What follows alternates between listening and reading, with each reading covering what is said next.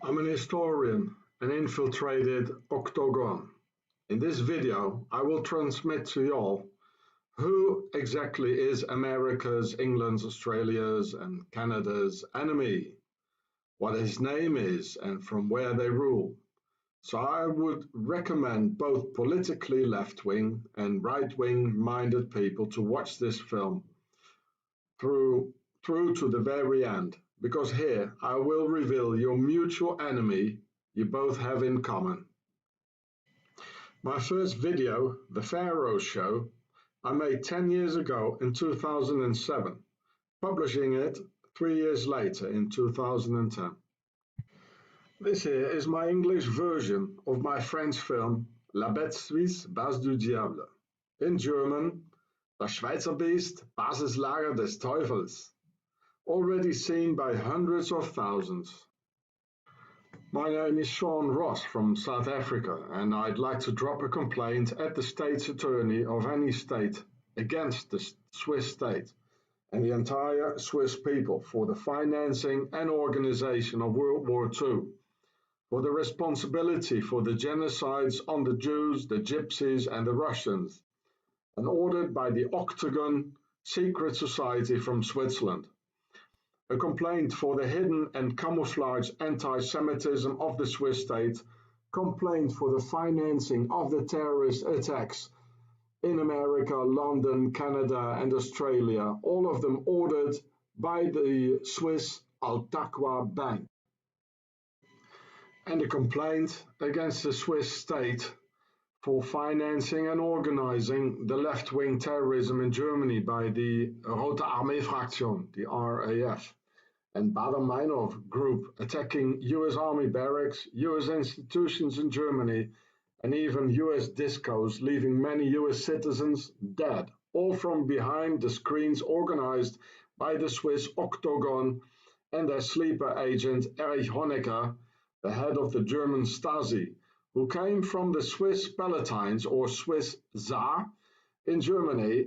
It is known now and how the Swiss and the Stasi trained, financed and furnished weapons to the German left-wing terrorists in order to attack US and Israeli targets, all orchestrated from the motherland in the Alps.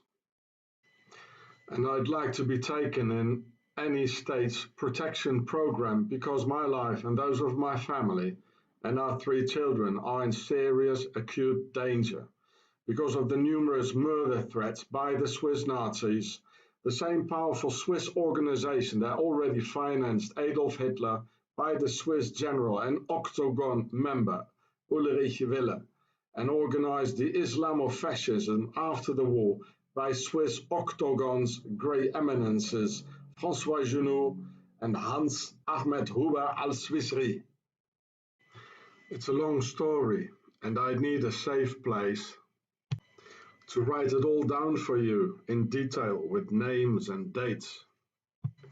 This, what I've already started on my YouTube channels Gure and Chatzefratz, and for which the Swiss Nazis kidnapped me on July the 16th, 2015, against a ransom of 20,000 Swiss francs, because of my YouTube videos in which I've tried to warn the US, Britain, Canada and Australia for coming terrorist attacks, and in which the Swiss were very successful to silence me up through the Rapt. A time in which I was heavily tortured through code O2T oxygen deprivation in several Swiss torture detention centers for political prisoners. In the internet you can read about it in the Zurich files, as you can see here, and about the torture on political prisoners in Switzerland by oxygen deprivation. It's very clean, you know, it's very Swiss, there's no proofs, it's neutral, no blood. I'd need your help to make those complaints in a court of law in any state.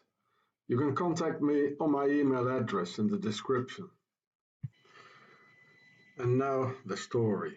I was there years ago when Swiss industrials discussed the US future and those of Britain, Canada and Australia.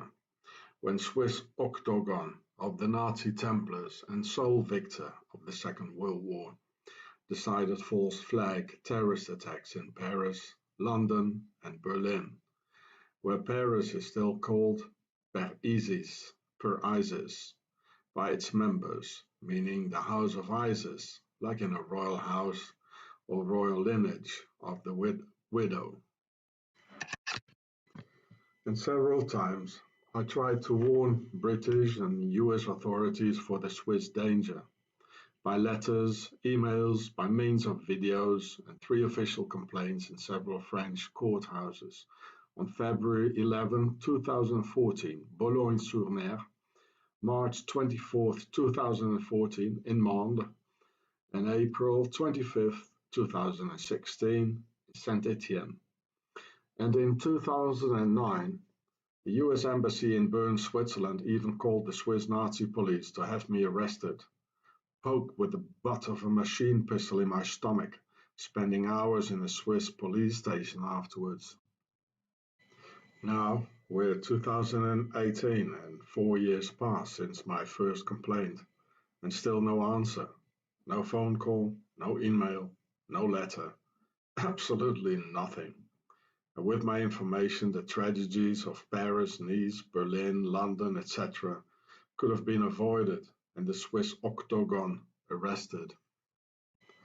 Because I knew that they would hit on a Friday 13th in Paris, because on exactly this date, the French King Philip the Fair had all the Templars arrested in the Kingdom of France on Friday the 13th of October in 1307.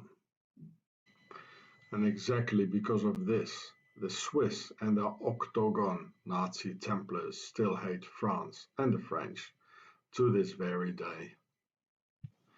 But only 16 years before, the Knights Templars had already founded Switzerland on August 1st, 1291, in the very last year of the Crusades, because they saw the problems coming at them. Only 325 Templars were rounded up, and tens of thousands of them made it to their new base in the Alps. Therefore, the first day in August, the day upon which the Templars founded Switzerland, is their national holiday of the Swiss. All have a day off, no one works, shops are closed, and fireworks in Templar style lit in the air. Kaboom! It's Templars' Day in Switzerland. The last year of the Crusades was 1291, and the last Templar stronghold, called Acres, fell on May 18th, 1291. And just 2.5 months later, the sheer time to get back in the Alps, the Knights Templars founded their scion in the Alps on August 1st, 1291. The ruins of Acres now lie in the north of Israel. And when looking at the Swiss flag, one can see it has the very same red and white Templars colors. A simplified Templars cross on the only flag in the world that is a square with 4 equal lengths. This is the cross of the Hospitallers, like a Swiss white cross on a red underground, because when the Templars went underground in 1291, all of a sudden the Hospitallers simultaneously popped up again to control the vast Templars' properties and wealth, thus the Swiss cross. So before and at the beginning of the Crusades, the Hospitallers were there, who went over into the military Templars during the Crusades to become the business-minded Hospitallers again after the Crusades. Still the same ones, merely changing jackets and inversing crosses and collars. So the pre-Crusade Hospitallers are in fact the predecessors of the Red Cross. The Red Cross is supposed to heal, but it is in fact a corrupted Swiss spy organization bearing the Red Cross of the Templars, just switching colors throughout history. Therefore, on the famous Swiss army knife, one can witness a real coat of arms of the Knights Templars, and why in fact those 2 colors, red and white, on the Swiss Templars flag. What's the deeper meaning behind that? The pharaohs of ancient Egypt had two kingdoms.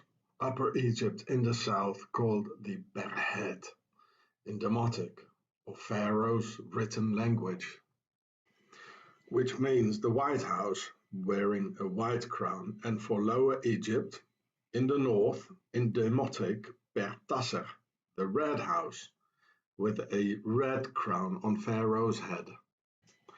Yes, exactly. It's because of this that the US President in Washington, D.C. presides in the White House, with a huge obelisk and symbol of the pharaonic domination in the backyard next to it. Accordingly, the White Pharaonic House were the heretic pharaohs of the New World Order, and the Red Pharaonic House the original Old World Order of the pharaonic primogenitura. Equally, the demotic per for house also forms the etymology for Paris.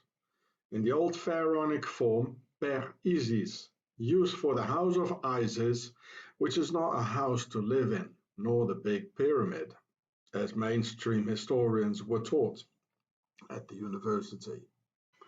No, it's a royal house or royal lineage, just like the pharaonic per-a, from which the etymology for the very word pharaoh derived from, meaning the big house, which once more is not the pyramid taught by the mainstream history school, but the worldwide grand royal house and global web of pharaohs' bloodlines.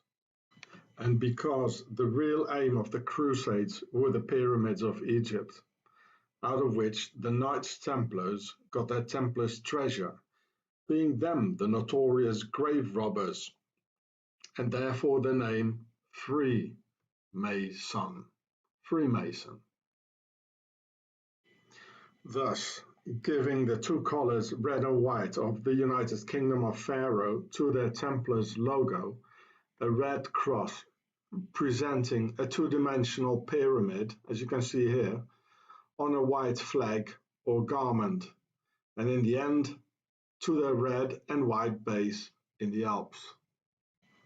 Only inversed as a white cross on a red underground, and represents the Hospitallers, an extremely wealthy business organization into which the Templars partially emerged and disappeared. These two red and white pharaonic kingdoms were in a constant state of strife and war until, at a certain point, they decided to make peace with each other in order to conquer the world together, and with this goal in mind, founded the United Kingdom of Pharaoh, with the red and white crowns worn together in one single red and white crown. This is the specific reason for former German uniforms to be white, British red, and the French blue, the traditional royal colors of Pharaoh. And because the Templars are true descendants of the pharaohs, which I will explain more later on, arrived back from the Crusades in Europe, they said, "This here will be our neutral base, which will never be involved in any wars, so we can keep all our valuables and all our gold, money and documents in safety." Where all the NGOs and instruments of global rule of the new pharaonic system will be, like the Red Cross, the United Nations, the World Trade Organization, the Olympic Games, the OMS for the doctors, and even the FIFA and UEFA for soccer football, all highly corrupted by Swissy, the International Ice Hockey Federation, etc. You name it, it's all there. Neutral Switzerland, not for us the people. Not neutral for us, but only for our pharaonic masters, feudal aristocratic lords who always keep their peace talks between warring nations by their, as presidents, camouflaged feudal lords in Geneva, the diplomatic capital of the world, and their own base, there where this horrible CERN lays.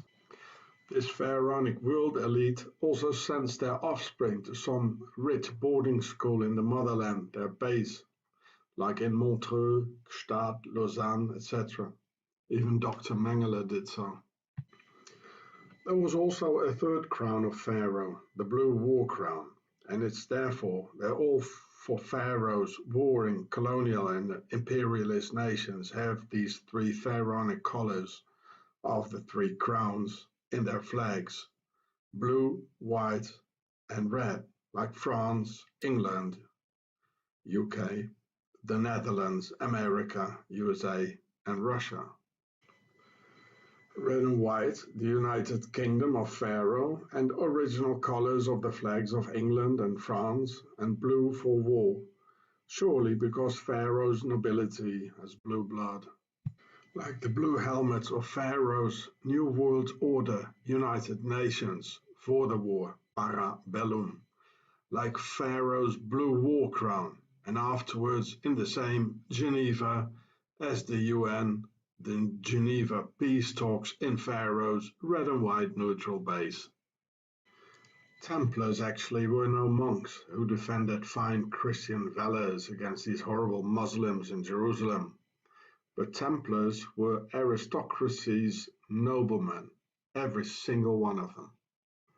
Pharaoh's European nobility has this typical harsh law of succession amongst each other, according to which only the firstborn son, or primogenitor, has the sole right or divine right to it all: the castle, the power, the land, and the first right jus prime noctis on all women in the area to rape the European women on the first night of their marriage.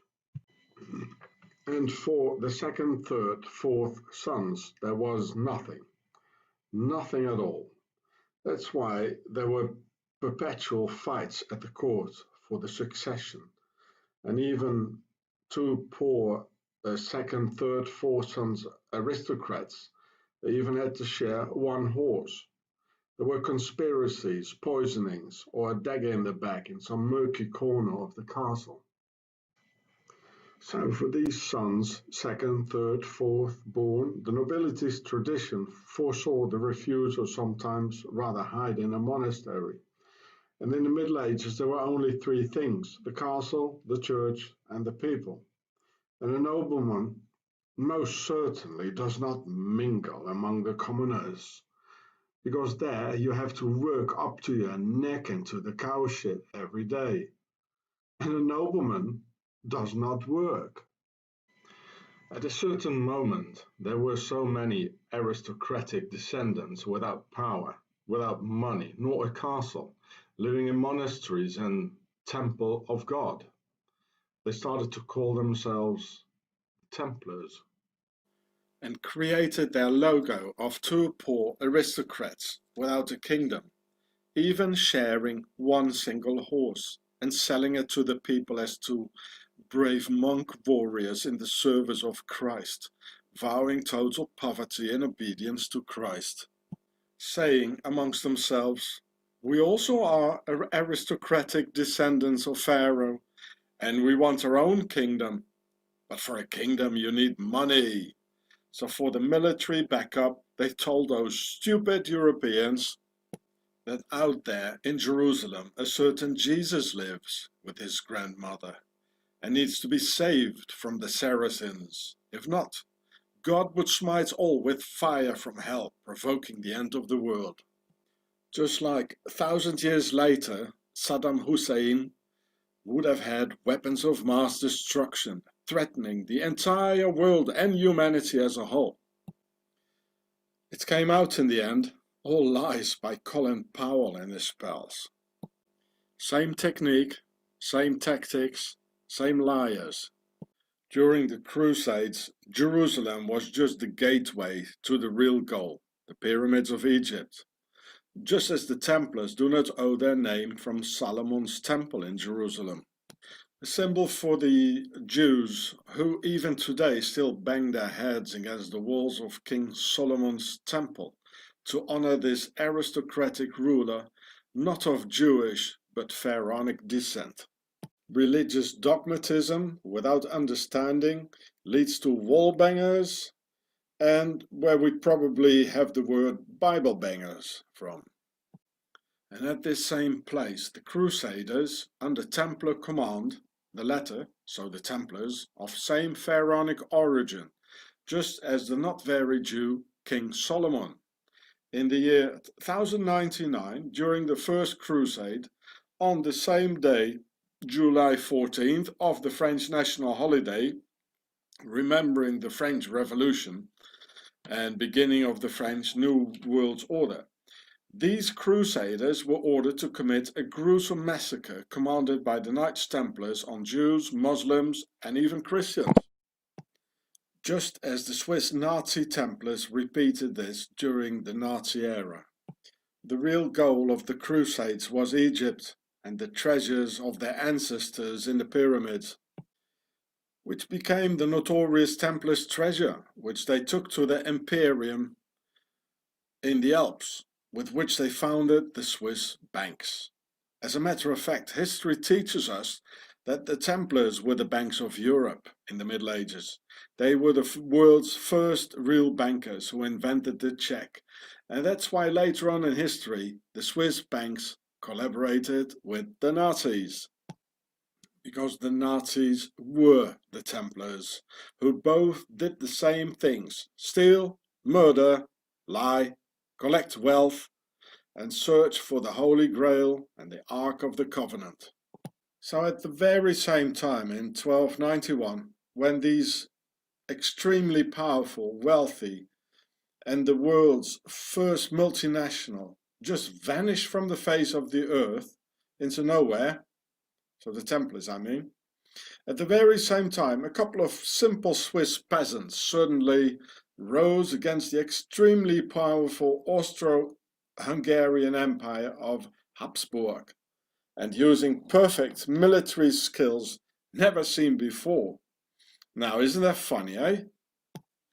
De facto, or in fact, the outcome of the entire Crusader campaign was decided in and by the large quantity of available Arab soldiers, and where Saladin, or Salahaddin, was the Caliph of, or King of Egypt, so to speak.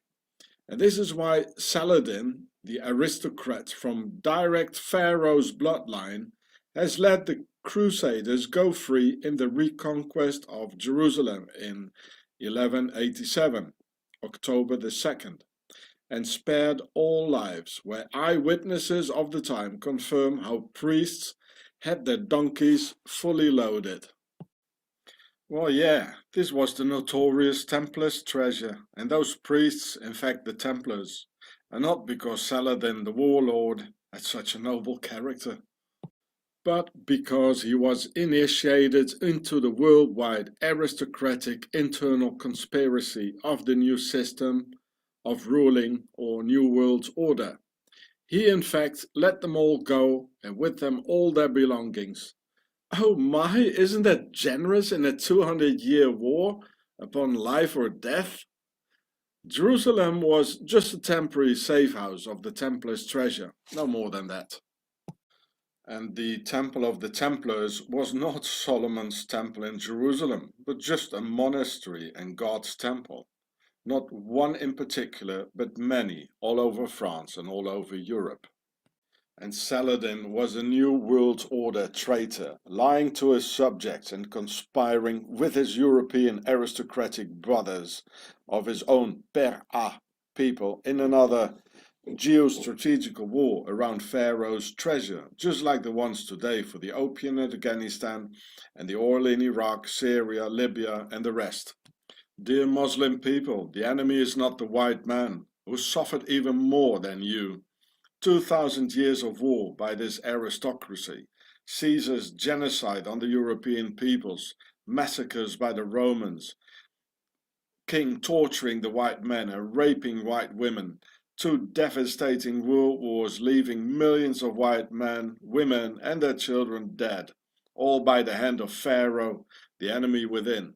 And look here, how the German emperor, here it says, William II, King of Germany, who murdered millions of Germans. How they give presents among each other, here to Salahuddin.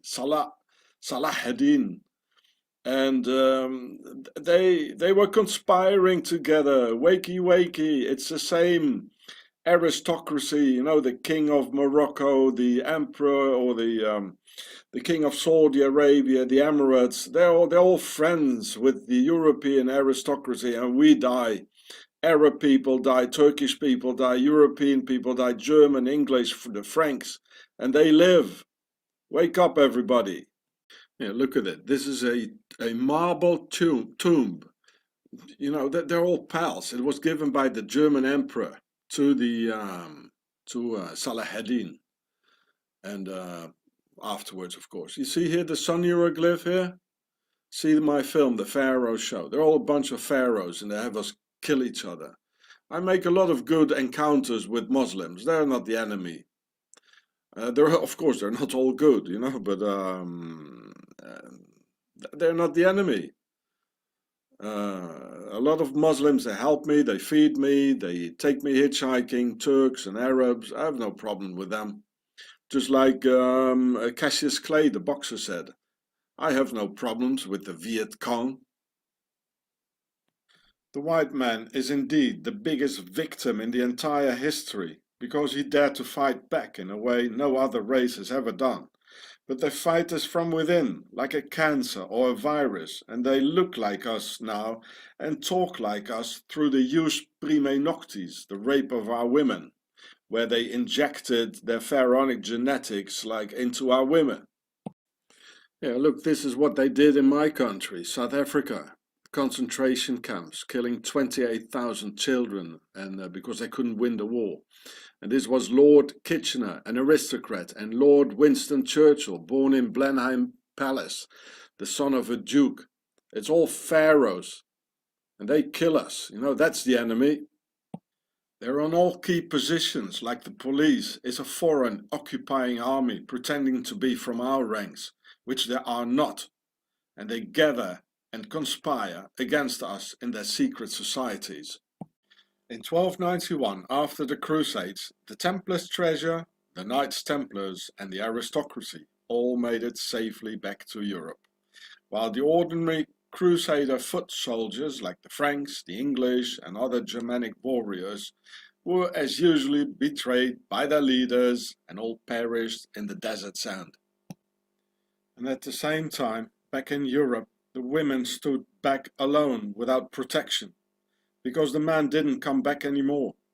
Then two Swiss inquisitors called Heinrich Kramer from Mulhouse, in those days belonging to Switzerland, and Jacobus Sprenger from Basel in 1486, wrote and published a book called the Malleus Maleficarum, or the Witch's Hammer, in order to burn the remaining good women of Europe at the stakes, the loyal women who refused to collaborate with the lords of evil.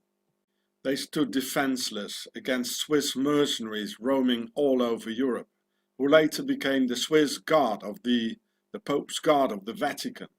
This is why the burnings of so-called witches took their highest toll near the Swiss border, like in German towns like Bamberg, Würzburg, Nuremberg, all according to plan and meticulously executed like a Swiss watch, and initiated by the Pope's letter of January 20th, 1260, just before the end of the Crusades, in 1291 the founding of their Swiss base, and the Pope ordering to start imprisoning and torturing European women who didn't want to collaborate with the masters, while their men were sent into the desert sand without water to make sure they wouldn't make it back to Europe to defend their women and save them from the stakes of the Swiss Inquisition. As the Spanish, they never burned any women. Same technique repeated by Napoleon and Hitler to send French and German soldiers into the Russian winter without warm clothes and without sufficient food supply, to make sure they wouldn't come back, creating either sand mummies during the Crusades or show mummies, snow mummies in the Second World War or by Napoleon. And when the Templars of Pharaonic origin came into Switzerland, they were talking French and called the place Suisse, for Sœurs d'Isis, the sisters of Isis. Also because traditionally French has always been and still is the language of the entire European nobility, even in Germany, Poland, England, Russia, the Netherlands, everywhere.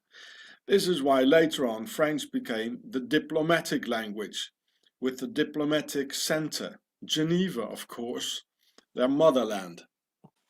The pharaohs of ancient Egypt have never disappeared and their actual base is Switzerland, nice and central in the middle of it all, on the water tab and money tab of Europe, and where they talk 4 different languages for bringing havoc to Europe in 4 wind directions. Those who speak German to the north and infiltrate the Germans, French into France in the west, Italian into Italy south, and Rheto-Romanic to the east. Oh, very smart indeed. Well, the Templars were the first multinationals in history, and this is the result. Their base in the Alps stretching out in all directions, being the cause of the CIA and NATO's compass showing north, west, south, and east. As Switzerland operates in all directions, linguistically, financially, militarily, you name it. And they're all Templar organizations, you know, the NATO and the Central Intelligence, the first director, and all these directors. There was Swiss, Alan Dulles, Templar stuff. So CIA, NATO, they're all Octagon Templar organization from Switzerland. In the Bible, the Quran and the Torah, it says that Pharaoh and his army drowned and disappeared in the sea. But hey guys, that doesn't mean they all disappeared. There was only one you're talking about. But they had sons, daughters, cousins and uncles. What about them, silly? And what about all the other pharaohs we know? We know there were more than one. There was Akhenaton, Ramses the Great, Tutankhamun, Cleopatra and hundreds more. What about them bunch then? Okay, let me explain it to you. Of course, the sea didn't just open up just like that and swallows them like a predator. It's a metaphor, as these books are full of. In the Bible, the sea is symbolic for the sea of peoples. So Pharaoh disappeared into the sea of peoples. They are amongst us and so mixed with us that we cannot even recognize them anymore. And neither can they. That's why they need secret handshakes and secret symbols to recognize each other, and secret societies to get to know each other. And this is why more than 50% of the Europeans carry the pharaonic DNA in their blood, which has been discovered around 2009. In Switzerland, that's more than 90%. But of course, the prostitutes of the mainstream media, they turned it the other way around, and they say that here in the newspaper, that the pharaohs they come from Europe, but no, they injected their pharaonic genetics into our women. I will explain that to you. And when the pharaohs came to Europe, they built castles everywhere to conquer Europe and the Europeans. So they became the aristocracy with their blue blood and blue for the war. Because of them, we have wars without end throughout history. Remind you, there are no castles in Europe before the year 1000, and there are no European kings from us, the white people. There is not such a thing as an original European king. It's all imports from Egypt and forced upon our lives through terror, rape, bloodshed, wars, and many lies and deceit.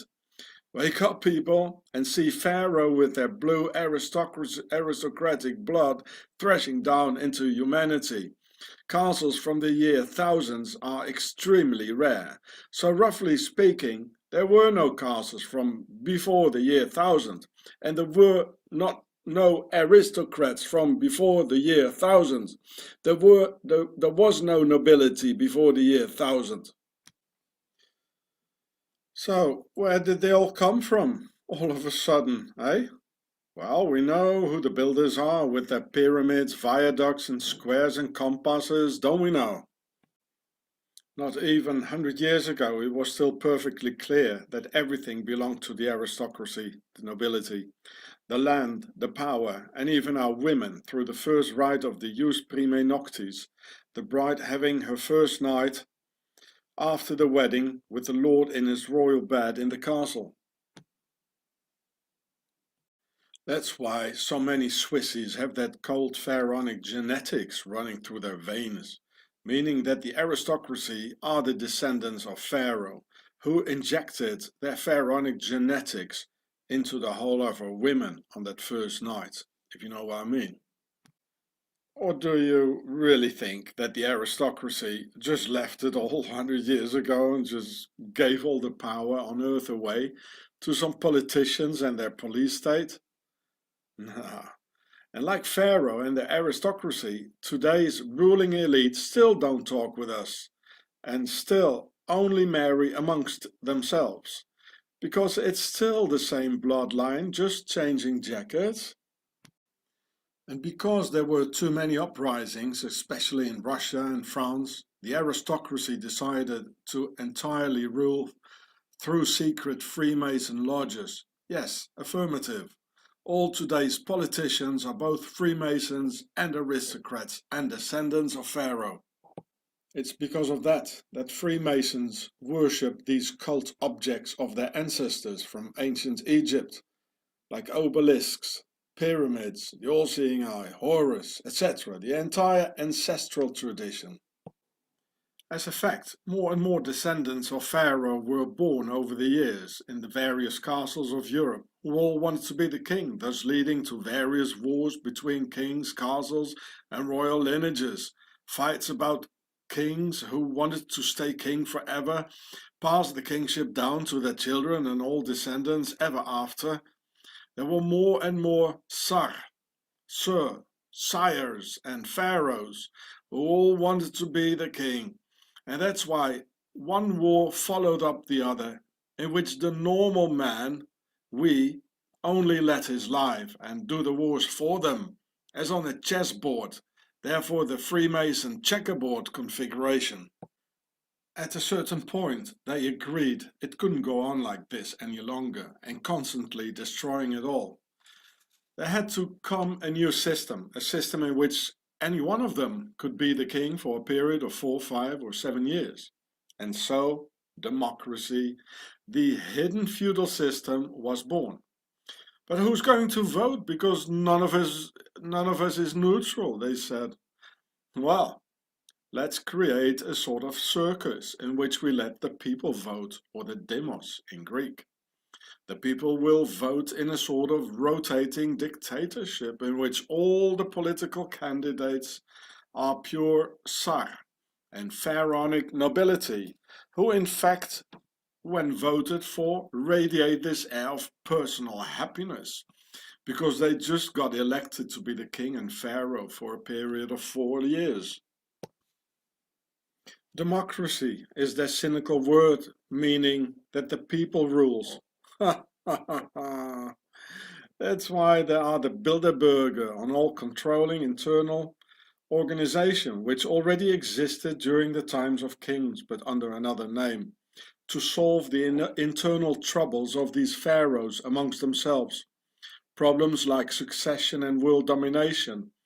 The latter they call with a euphemist expression globalization, a soft expression for world domination in pharaonic, equally representing this new system called the New World Order, executed through Freemasonry, through which any of them can become the king for a period of 4, 5, or 7 years. But who's gonna vote? A member asked. Oh, let's have the people vote, another said, because they're so dumb and stupid and will never understand anything. And at the same time, we make them think that the people are ruling. Like that we keep them happy, satisfied and peaceful. But in fact, democracy is not for and by the people, but for our rulers, so they can be elected democratically And as soon as they're elected, they'll do what they please anyway. So there is no self-government by the people, and there never has been any either.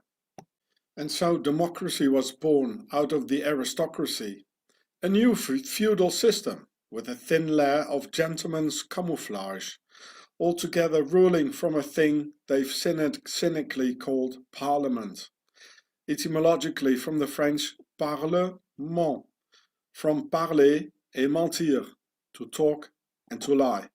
It's all straight in our faces. Parlement. And Switzerland is the oldest New World Order democracy in the world.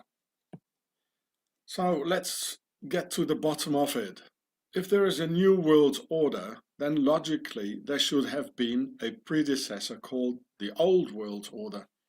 Otherwise there wouldn't be a new one, right?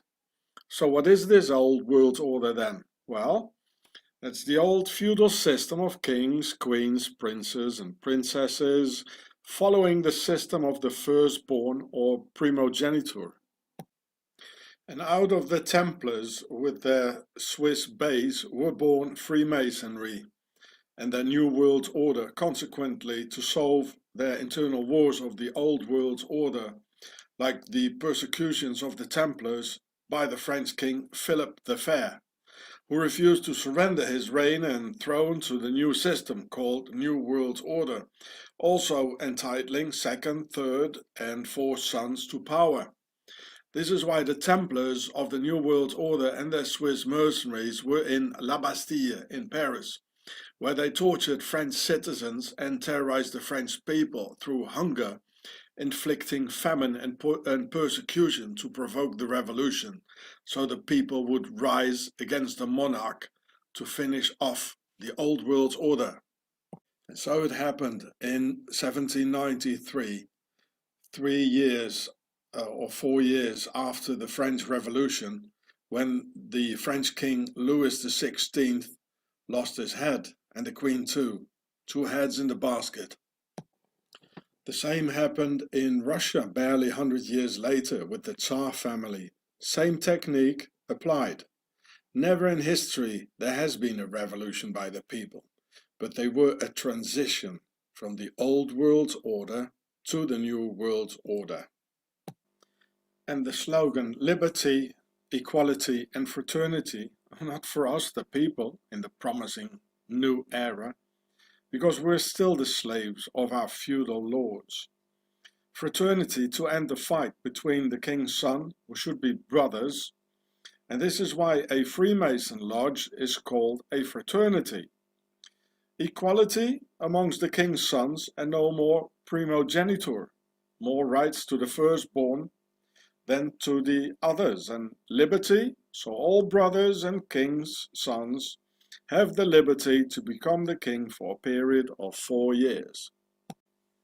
This is why the French Masons gave the Statue of Liberty to the US, being the first nation after Switzerland to obtain the New World Order in 1776, and just 13 years before the French, in 1789. And think of the 13 stripes in the flag, folks. Well, there are more reasons for that as well.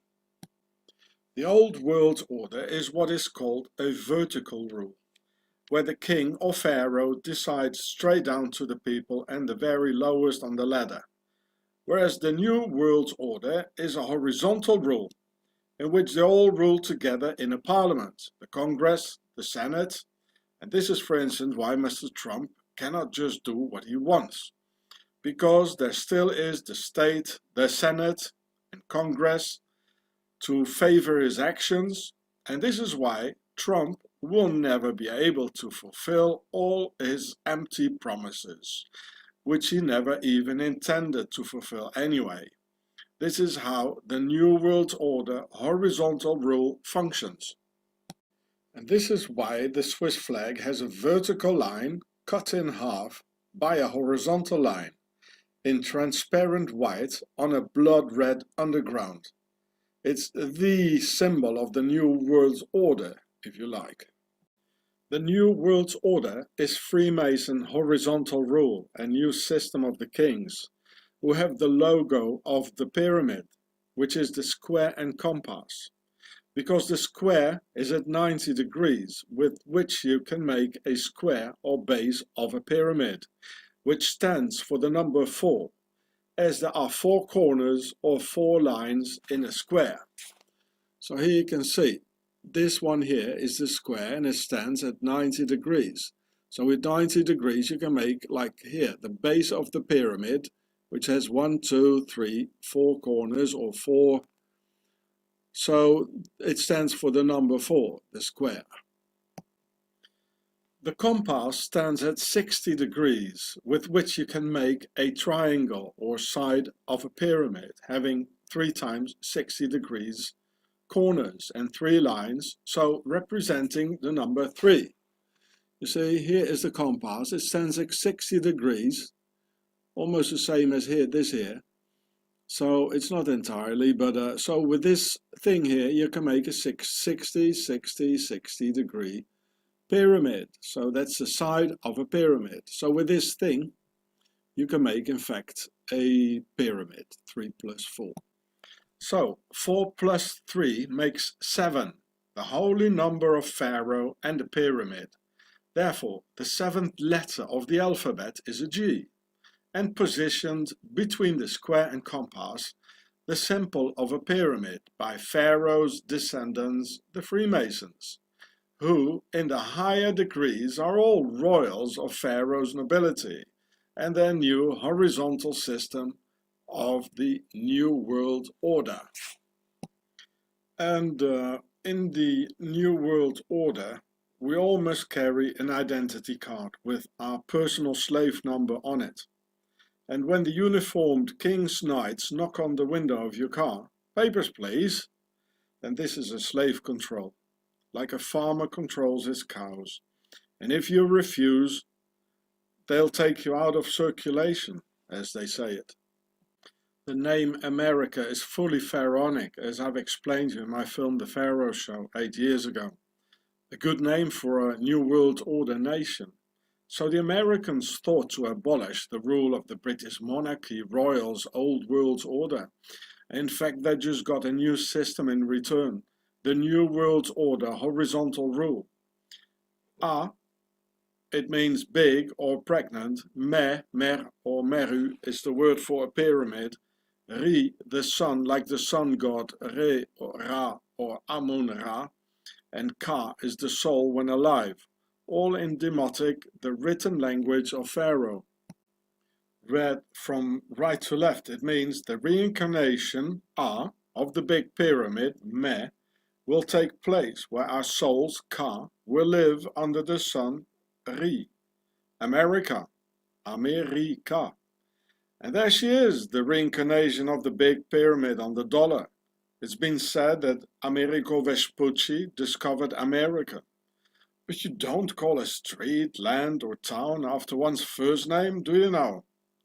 Logically, it should be the United States of Vespucci and the Vespuccians.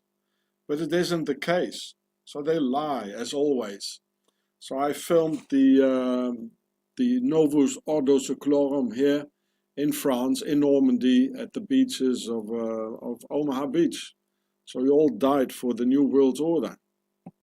Initially, in these Freemason lodges, they said in Latin that a chicken is not a bird and a woman no human, because they're all fraternities, being the essence of a fraternity. And why fraternities? Because they were the sons of the kings. And through the jus prime noctis, when they raped their women, they made an alliance with many women. So that's why we got here.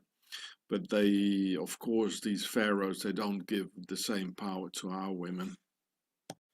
The French king never understood why, until his head rolled into the basket, because they lied to him, telling him that the people were happy, had enough to eat, and were dancing in the streets. It was a conspiracy where he never could have gotten out. And because of it all, and this fine liberty, we all have to carry an ID with a personal slave number on it. And if the king's knights in their shiny uniforms of the New World Order knock on the window of your car and order you to show it, you have no other option than doing so. Because it's a slave control. Just as a farmer checks out his cows. And you see, the man, he's incredibly enslaved. He can't see, he can't move. And the women is outside. Why? Because they have an alliance with the masters. They want to have the power, and they gave him the power. Because the evil one, he knows that a woman can't see the danger. She's like a little bird, you know, that needs twigs for the nest. That's why it shows the child as well. This guy must have been a Freemason, and one of them, a pharaoh, the one who painted it here, because he knows it. And this is actually the story of Adam and Eve. And she has an alliance with the snake. Yeah, watch this film of mine on the same channel here about the snake and our masters here. This is the alliance the women have. This is the story of Adam and Eve, and it couldn't be written otherwise in the Bible. You know, it has to be written symbolically, but people don't understand it. And here you can see why the snake. These are our masters, the snake. And also Jesus, he's from a line of pharaohs. He's from the house of David, the kings, the aristocracy, the nobility, who are pharaohs. And he didn't like it, you know, like Lady Diana or John F. Kennedy, so they stand up. And also didn't have any choice because her own clan didn't want her anymore, so she had to choose us. And this is the snake. This is Adam and Eve. This is what the story is about. I guess these ones here won't make that alliance with the pharaohs, and they will stay loyal to their husbands. And that's why Pharaoh's gonna kill them. They're gonna, just as they did with the Jews, they're gonna wake up in a concentration camp.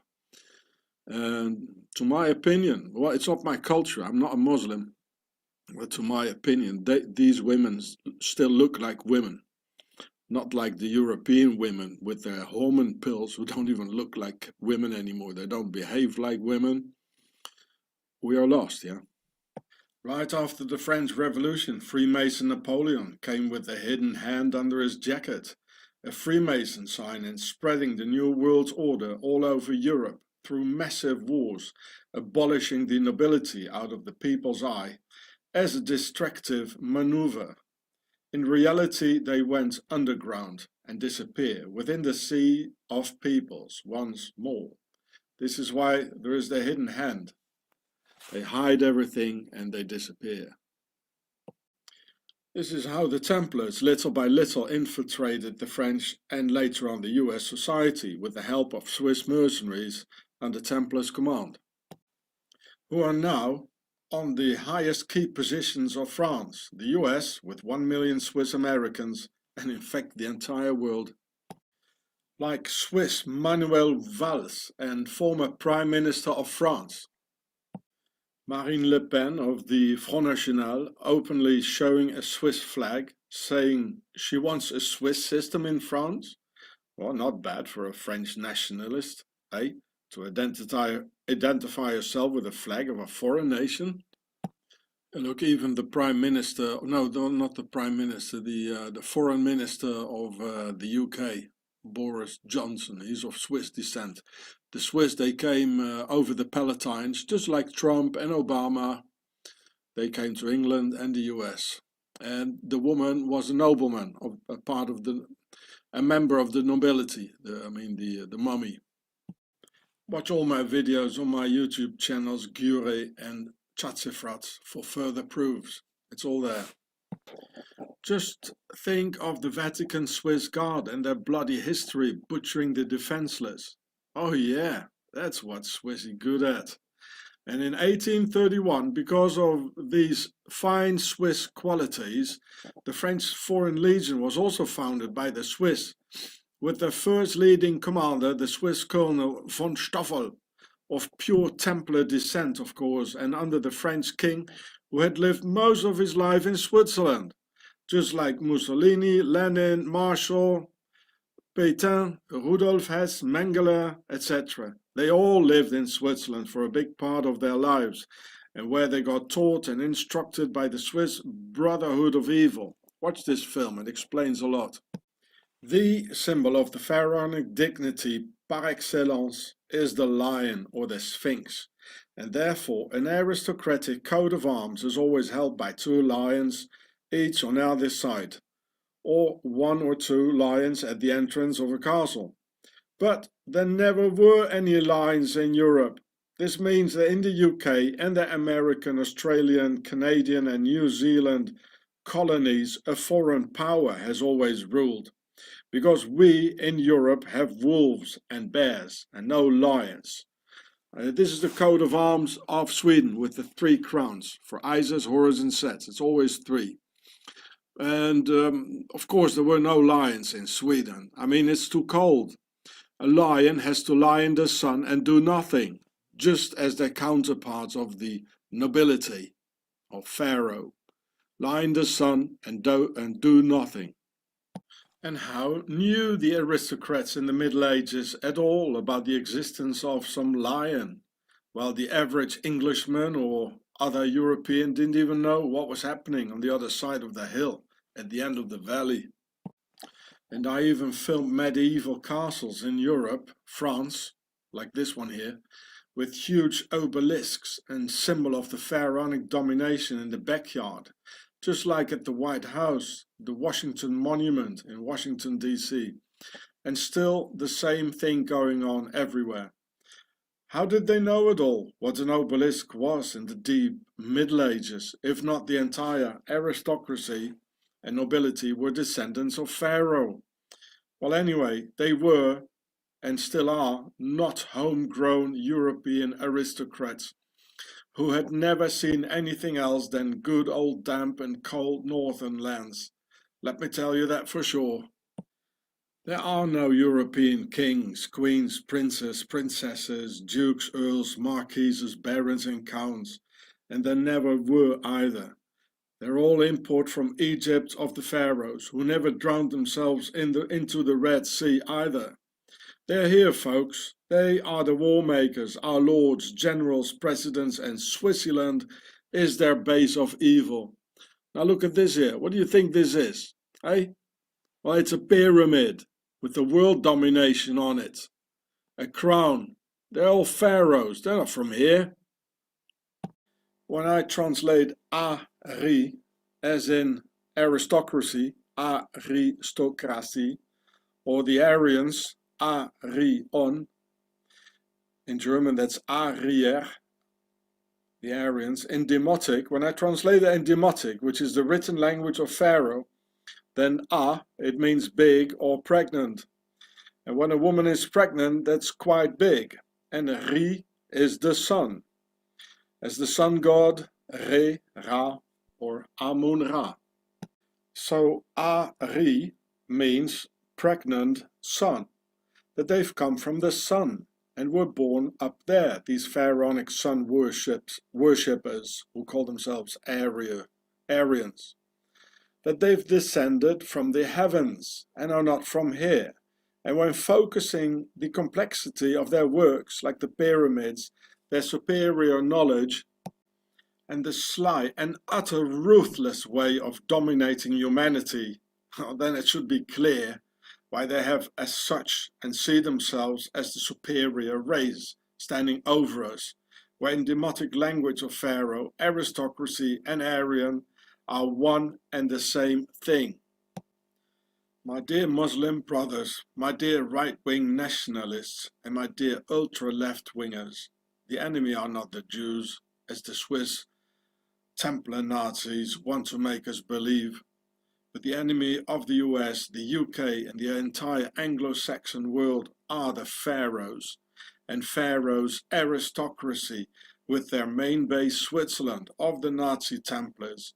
It is Pharaoh, the evil of and scourge of humanity, testified in the Quran, in the Bible, and in the Torah as the incarnation of evil and abundantly written about. And Pharaoh will put Europe's Muslims into very high-tech concentration camps, just as the Swiss did with the Jews during World War II. Just watch the history of Europe for yourselves and who always ruled.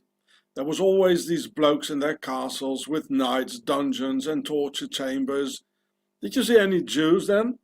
Who sort of like those in Jerusalem were banging their heads on the walls of some European castles, as they preferably follow this tradition in their spare time during the weekend? No, not really, did we? Now let's have a closer look at this, and at this Sarkozy geezer, former president of France, who is a Jew from his mother's side, by his mother André Mallat, a Greek Jewess. Okay, clear case after the Judaic laws, mother Jew, real Jew boy. But it's not as simple as that, because Sarkozy is also a real aristocrat from his father's side, and even descending from a bloodline of true Hungarian kings, with a real Sarkozy family royal coat of arms held by 2 lions on each side and all that. Now, what then is he supposed to be first? A Jew or an aristocrat? Well, an aristocrat before all, of course. And Jews also have kings, like King David or King Solomon, just like us. It would be the same as asking Prince Charles of Windsor Gotha-Coburg if he's English or an aristocrat first. Of course, he would eloquently avoid the question and just think by himself, "Oh, these awkward questions are getting more and more stupid by the day. English, that's the commoners, isn't it? Oh, they play football, or how do you call it again in the colonies? As indeed soccer. Not so far away. No, that's sport I meant, not the colony." And so it is for Sarkozy. He's first an aristocrat of royal Pharaoh, and long time after that a Jew, and even more time after that a Frenchman, without a single drop of French blood. That's why Sarkozy has the Sar part in his name. First of all, that's an abbreviation for Son Altesse Royale, SAR, meaning His Royal Highness, which is the official title of Prince Charles, the Duke Henri of Luxembourg, etc. Sar. Here you see it too, Sar, le Prince Royal, the Royal Prince. Thus calling themselves, because in the demotic language of Pharaoh, Sar means a king, as in a sarcophagus, a box to put the king in when he's dead, the king box, so to speak. Or as in Caesar, the king of Rome, where etymologically the German word Kaiser for an emperor is from. Furthermore, the Tsar or Tsar from Russia, Nebuchadnezzar, the king of Babylon, the British royal family Windsor, original Tsar, or you pronounce it Windsor, and Sarkozy, the king of France, for 7 or 5 years, because 7 is the number of the pyramid. Oh, he looks a bit like Mr. Putin, doesn't he? Those are all Tsars, or pharaoh kings, from which also derive the words sire, or sir, yes sir, no sir, like in Sir Winston Churchill, who was born in Blenheim Palace, his father a duke, all from Tsar.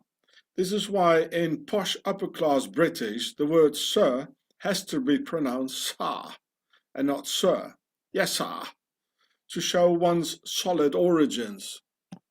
Without exception, this global elite put their money, or rather our money in fact, their tax evasion, in their red and white United Kingdom of Pharaoh, Switzerland.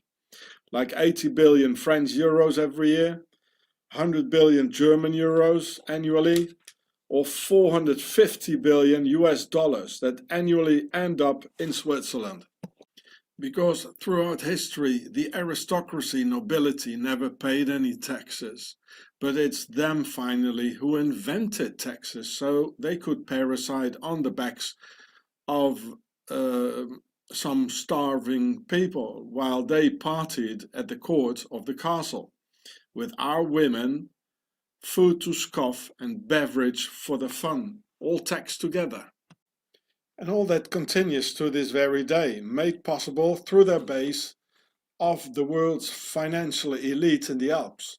And when in October 2010 the young Austrian Wolfgang Umvogel, whom you see here, wanted to sell Swiss banking CDs to the IRS, US Internal Revenue Service, and to Germany with black lists, names and accounts concerning the elite's tax evasion into their Swiss base, the Swiss Secret Service of the Octagon arrested him, and consequently they suicided the young Austrian.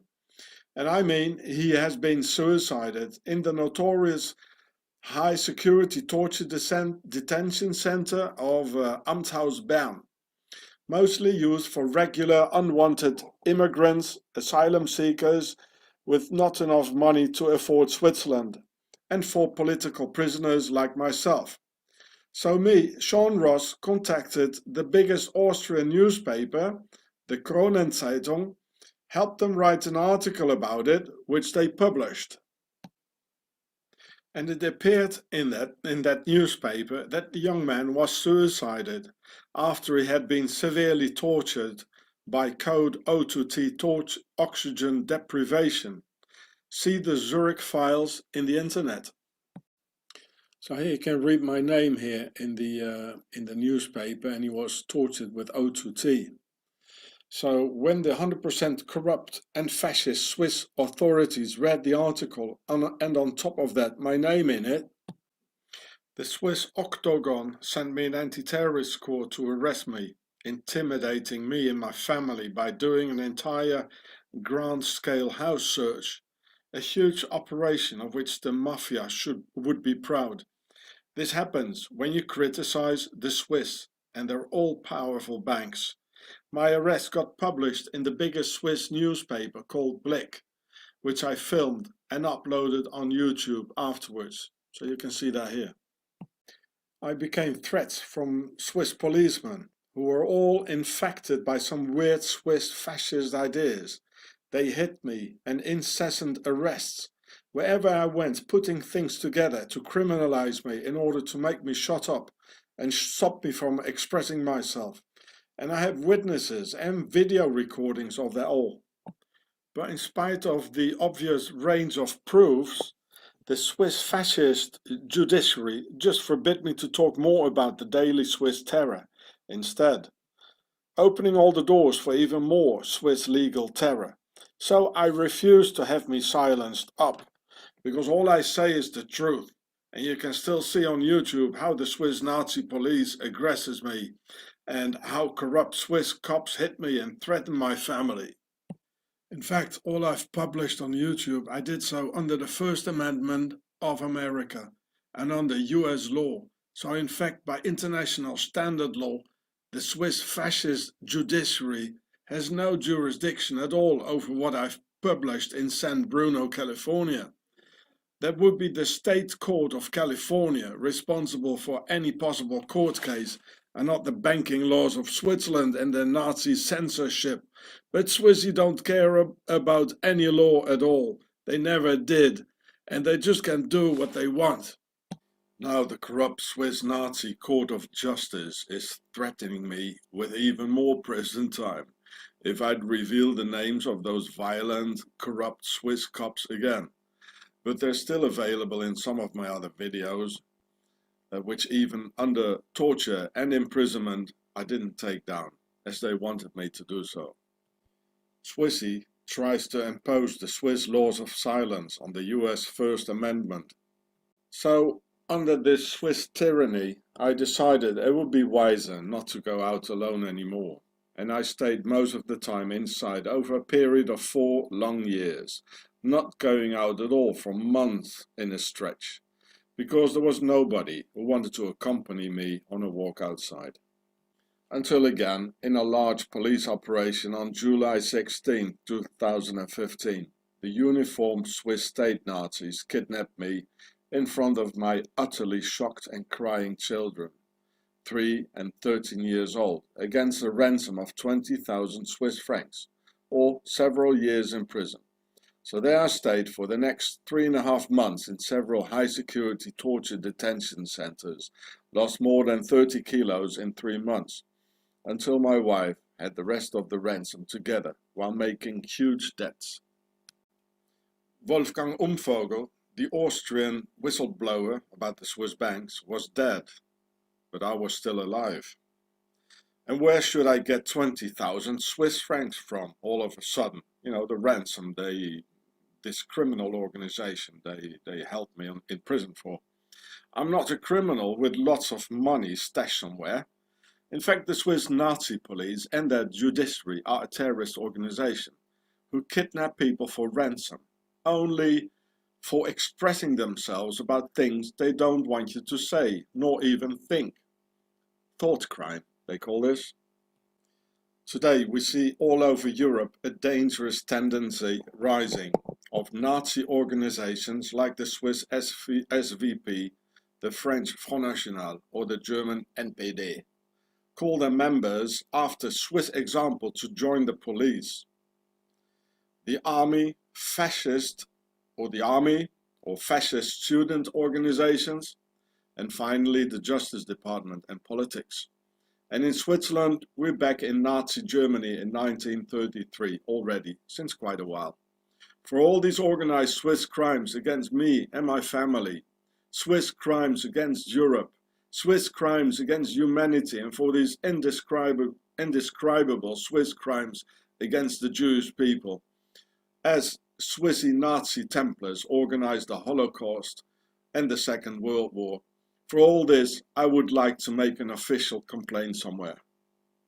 And for all I talk here, I have documentaries on my YouTube channel, Gure and chatzefratz, like the murder on the French minister Robert Boulin 30 years ago, organized by the Swiss Octagon Nazi Templars, about the poisoning of the entire French town Le Pont Saint-Esprit, leaving several dead. So the Swiss could better sell their LSD to the CIA MK-Ultra monarch, with CIA Director Alan Dulles and J. Edgar Hoover of the FBI, both of Swiss descent. Hoover's real name was Huber. There are currently 1 million Swiss Americans in the US on all key positions. US Presidents Eisenhower, Trump, Barack Obama and Herbert Hoover, real name Huber, just like J. Edgar Hoover, all Swiss. So here's the American Swiss foundations, and there are many, you know, officially here you see by the Swiss state in this article, and there are many, many more articles in the internet where you can, in this article you can read there are 1 million Swiss Americans in the US. And this is official, it's by the Swiss state. You see the Templars logo here. And it starts here with Dear Young Leaders. So they are it's addressed to the Swiss Americans. They are leading America. So this guy is one of the 7 heads of state, like in the Revelations of John, the 7 heads. Switzerland has 7 heads. And they talk about America and Switzerland like sister republics. You remember I told you about the Sisters of Isis? Well, there you go. 1 million Swiss Americans. And there are 600 Swiss companies in the US who create 500,000 jobs. Well, guess who's working there, eh? Swissy? There's a lot more in this article, but I'm not even going to read it all. So there's a lot about Swiss Americans in the internet. You just punch Swiss Americans and there's a lot, you know, this and that. So here there's some Swiss Americans in Wikipedia: Barack Obama, Herbert Hoover, Dwight D. Eisenhower, hey Swissy, J. Edgar Hoover. Well, they're all here. And there are many, many, many, many more. You know, Trump is one of them, eh? So just find it out yourself. You've been taken over. So here's a picture of one of my videos. You see how they look alike? Look at the mouth, look at the eyes, the nose. You know, they are the same. It's the same people who rule over the US. Both of these people, their names were Huber. You know, look at the eyebrows. It's just, they are the same. Look at the nose, where, you know, the eyes, and they are the same. President Herbert Hoover, J. Edgar Hoover, and they were both in office when the Wall Street crash happened, when they stole your money, eh? You understand? So here's part of the title of that film. It's everywhere on websites. And even Obama has Swiss roots from Ried Kerzers, the canton of Bern. Erich Honecker, originally written with double G like Egger, as in Schwarzenegger. This criminal president and head of the Stasi from Eastern Germany, also Swiss, from the Swiss Palatines or Saarländische Schweiz. The Palatines, or the Palatinate, they are in the south of Germany, next to Switzerland, where Trump's ancestors, Obama, Boris Johnson, Honecker, where they all came from, who are actually ethnic Swiss. So here you can read about the Palatinate and the Palatines in southern Germany. And also Donald Trump's ancestors are from the Swiss Palatines, from a town called Kallstadt in Germany, where the Swiss after the 30-year war massively emigrated in empty southern Germany, where from 1618 to 1648 the entire German population vanished, murdered by the notorious Swiss mercenaries under Templar command, with 2/3 of the original German population dead. This time a Swiss genocide on the Germans. And when in 1929 the Swiss Herbert Hoover, real name Huber, became US president, the Swiss, their banks, and all their Swiss US sleeper agents on all key positions, and all their Hubers on all key positions, with their head of the FBI, J. Edgar Hoover,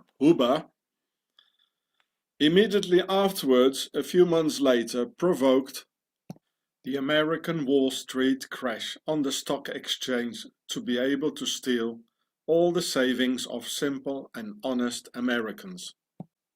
So, especially for this occasion, it needed a world central bank, and for all the central banks in the world, in order to transfer the theft of the century from the US Central Bank, the Federal Reserve, into Switzerland, to finance Hitler's war industry with that. So, the Swiss founded the BIS, or Bank of International Settlements, in Basel, right at the German border and next to the Basel railway station. Quite practical. So, Hjalmar Schacht, Hitler's banker, 33-degree Freemason and an aristocrat, became its first bank managing director. It was Hitler's banker.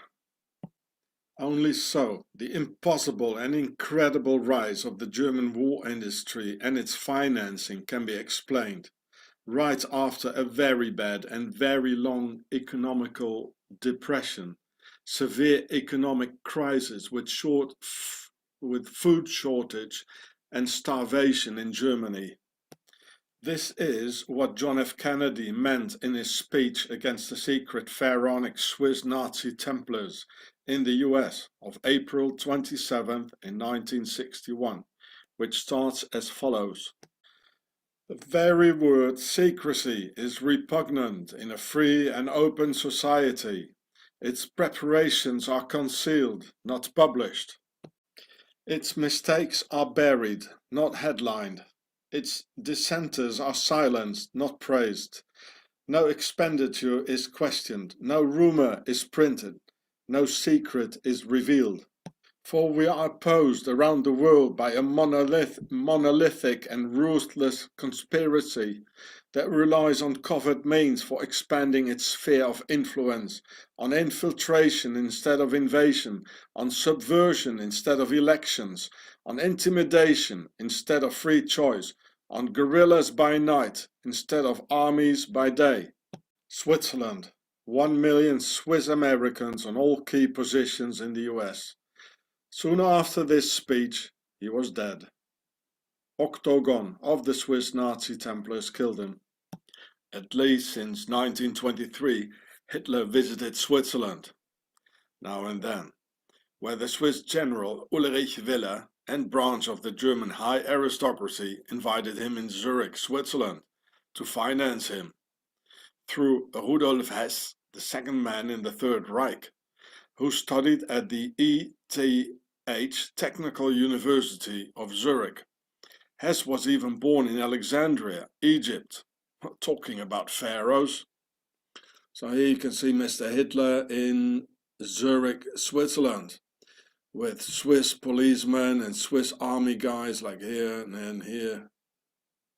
So here on the picture, when Hitler was in Zurich in 1923, you definitely see the guy having a gun in his pocket.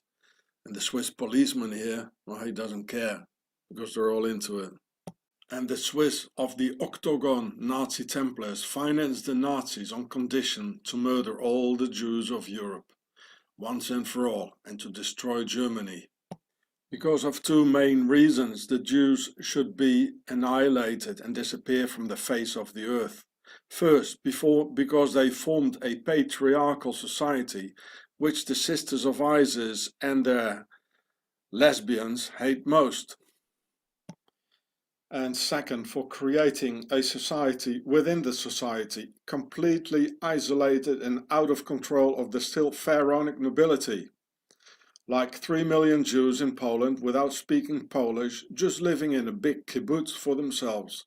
And Pharaoh doesn't like that, having no control and no taxes to pay. This is why the Swiss agent Adolf Hitler wrote in his book Mein Kampf that the Jews had organized the First World War through the notorious and elusive Jewish finance. A stupid Swiss lie by the Swiss bankers of Octagon, because anyone can see that Europe's entire high aristocracy pushed us into that war. Here, the German Emperor William II and grandson of English Queen Victoria is all one big family. They put on a uniform and a helmet with a little obelisk on top and said, "Now there is war, and who refuses gets shot." You see, Templar symbol here, Templar's cross, skull and bones of the Freemasons. Well, you still got any doubt who the Freemasons are? Well, here you see the two pharaohs of Germany and the pharaoh of Austria together. The Emperor Franz Joseph from Austria. He put on a uniform and a helmet. Now there is war. And this is why Swissy had to murder Empress Sissi, backwards for ISIS, in Geneva, Switzerland, just before the war, because she was an active pacifist and anti-militarist. Here in my video, Swissy killed Sissi. The King of Italy, uniform, helmet on, now it's war. And look at all the medals. Whoa, he must have been a brave man. Look at it. And look at it. He's saluting in a uniform. What a brave man. The Tsar of Russia and King of England, same thing. They all put on a uniform, and Europe's entire nobility ordained the people of Europe to the big dying. I'm sorry, no Jews responsible for that one. So, you see, the English king, they look the same. They are cousins. They look exactly the same. Oh, look at all the octagons here. What a brave man. Look, this battle here and a battle here. Wow, he risks his life and all that. And look at this one here. Wow, so brave. They give a good example. So we follow that, eh? Here, you can read it with me. At the time of World War I, the King of Britain, Russia, and Germany were all first cousins. When asked about World War I, Kaiser Wilhelm of Germany sarcastically remarked, "If my grandmother, Queen Victoria, had been alive, she would never have allowed it." This is the First World War. We died, millions of us.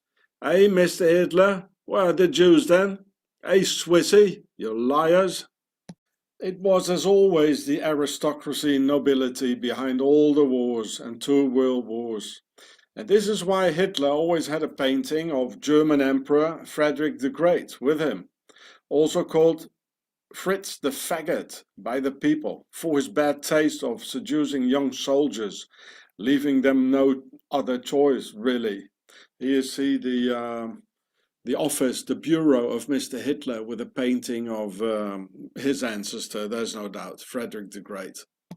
And Hitler was also obsessed with Pharaoh Nefertiti. Well, both his ancestor, of course, as the nobility comes from Pharaoh. As Führer almost sounds like Pharaoh. Führer, Pharaoh. Führer, Pharaoh. And look at the pin he's got on his tie. You know, the wings there, it's from Ma'at. The wings of Ma'at. It's all Pharaoh. Officially, there currently are 100,000 aristocrats in Germany alone, with millions of descendants and half-breeds in all key positions. And look at the bent necks of both of them. It's the same bloodline. They've got bent necks and bent bodies because of the inbreeding.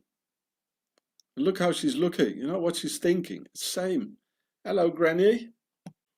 So here's another film of mine in which I explain a lot more about it. You see the obelisk, and here was Hitler was sworn into the Chancellor, and that is why the Reichstag was set on fire, because Hitler wanted to be sworn in for German Chancellor in Potsdam. So this is in Potsdam, and seat of the Sanssouci Castle, which is just around the corner.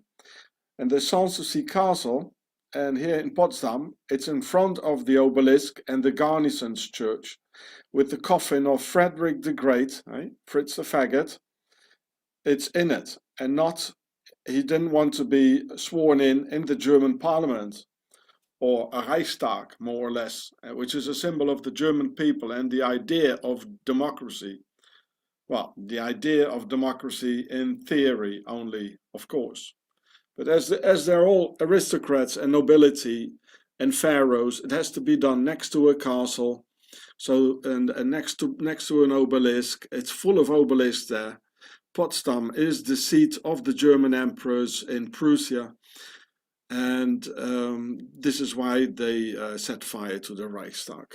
There's no other reason. So every time when you see here the YouTube signs here and the title like under it, and here the YouTube, make it bigger, you know, then you know it's I make a reference to one of my YouTube videos which I already made on the subject.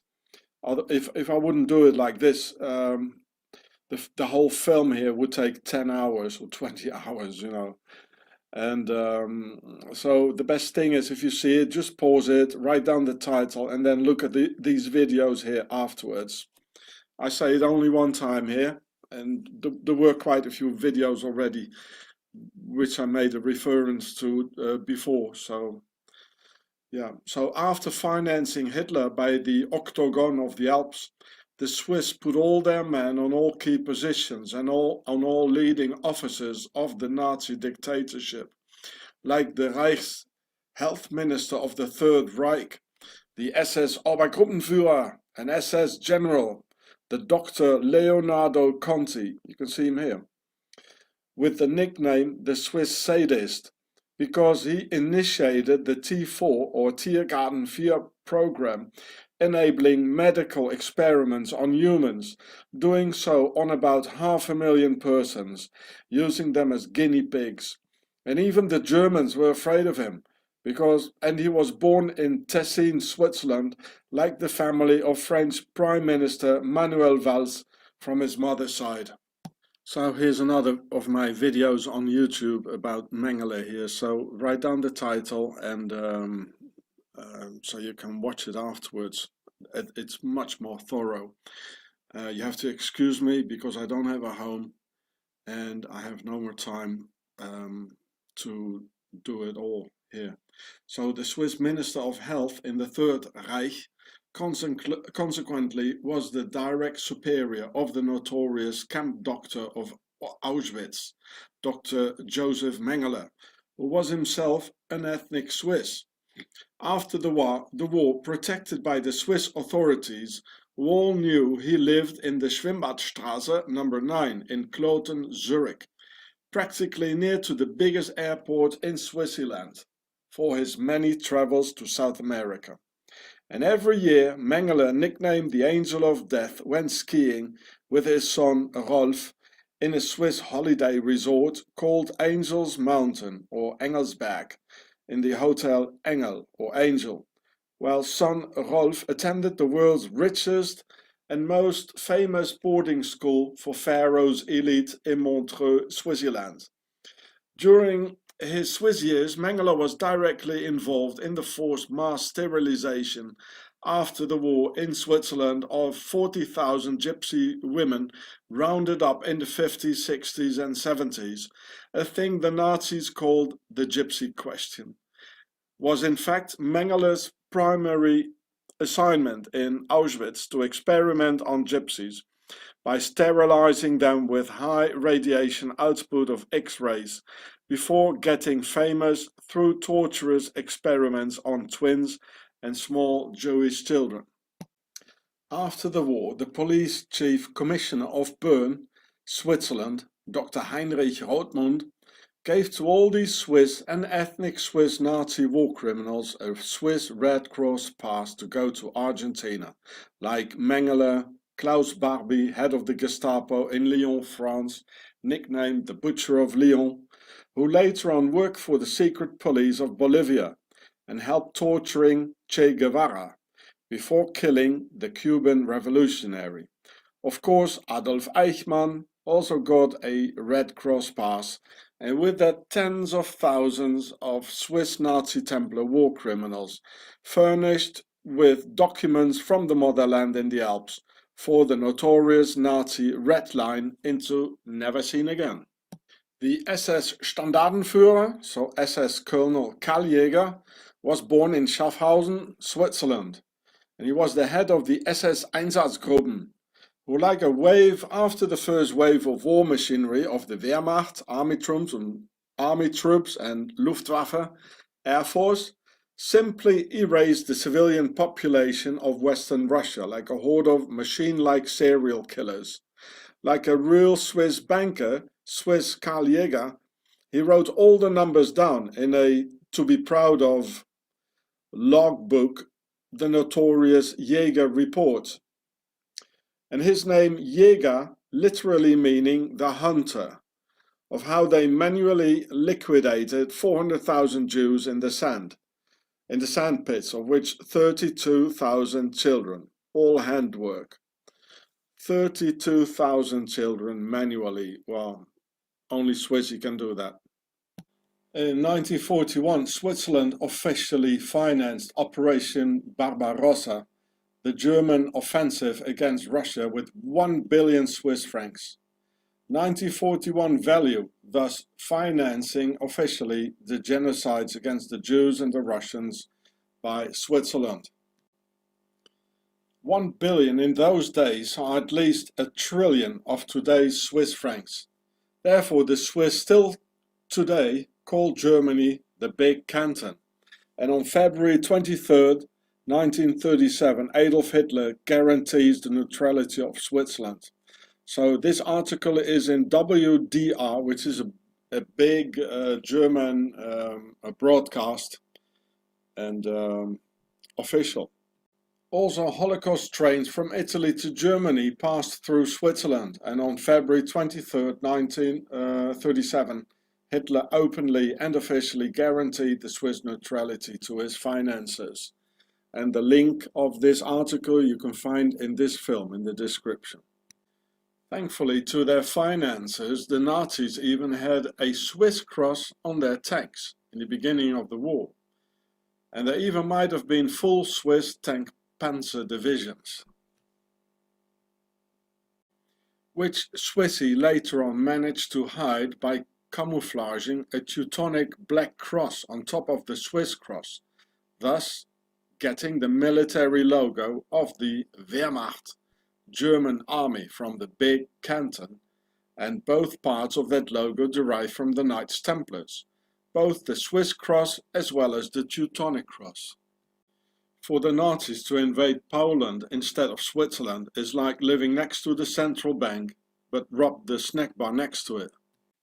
What Nazis in fact repeated not long time ago when the German NSU, Nationalsozialistischer Untergrund, robbed Turkish and Muslim snack bars and killing the owners with it, using of course Swiss special weapons bought and suppressed in Switzerland. Also widely known how German neo-Nazis undisturbed practiced shooting in Switzerland. So instead of doing something against that all, the Swiss and their ETH Rudolf Hess School in Zurich published an official report for the German authorities in 2018 that foreigners and immigrants are responsible for all the crimes in Germany. Say what? You got it. Swissy just tries to stir up hatred and racism, just like in 1923 when Adolf got invited in Switzerland.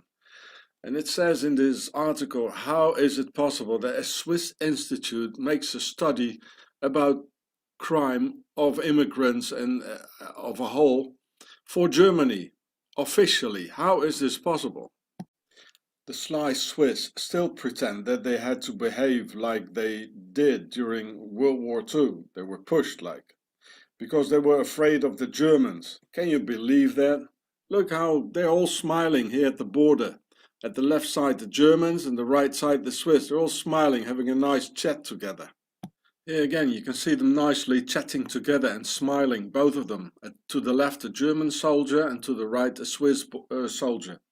And simultaneously they say that the victorious Swiss army could never be defeated, with all their cannons in the mountains.